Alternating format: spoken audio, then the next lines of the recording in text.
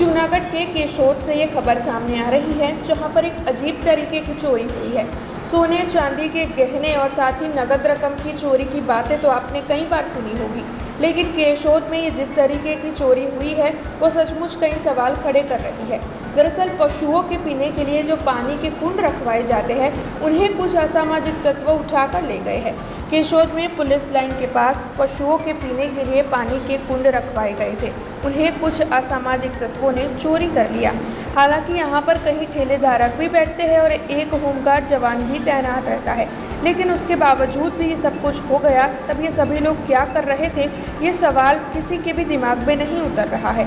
तब इस मामले में केशोद हितरक्षक समिति के कन्वीनर राजूभाई पंड्या की ओर से पुलिस शिकायत दर्ज करवाई गई है। केशोद शહેરના નવદુર્ગા મંદિરથી સરકારી દવાખાને જવાના રસ્તા ઉપર વળાંકમાં આવેલા ટ્રાન્સફોર્મરની બાજુમાં આકસ્મિક કોઈ ઘટના ન બને એના માટે થઈ અને આસપાસના વેપારીઓ તેમજ શેરી ફેરીયાઓ શાકભાજીના પથારાવાળા દ્વારા અનુદાન એકઠું કરી અને પાણીનો ટાંકો ગાયો માટે અને રખડતા ભટકતા પશુઓ માટે રાખવામાં આવેલો હતો।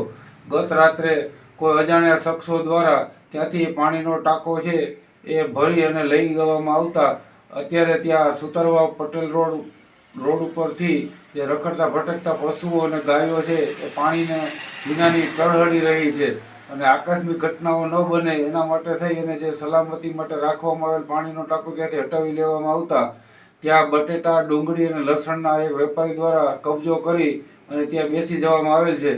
ત્યારે આવનારા દિવસોની અંદર ત્યાં કોઈ અકસ્માત થશે અથવા તો વળાંકની અંદર કોઈ વાહન ચાલક છે એ શેરી ફેરીયાઓ ઉપર કે શાકભાજીના પથારાવાળા ઉપર ફરી વળશે તો એના માટે જવાબદારી કોની રહેશે? અને પોલીસ લાઇનની બાજુમાં જ આ બનેલી ઘટના છે અને રાત્રિના ત્યાં સરકારી દવાખાનાના સુતરવા ચોકની અંદર હોમગાર્ડ અને જીઆરડીના જવાનો હોવા છતાં કોઈ અજાણ્યા ઈસમો પાણીનો ટાંકો આખે આખો અધરોધર ઉપાડીને લઈ ગયા હોવા છતાં કોઈ એને પડકારેલ નથી કે પૂછેલ નથી।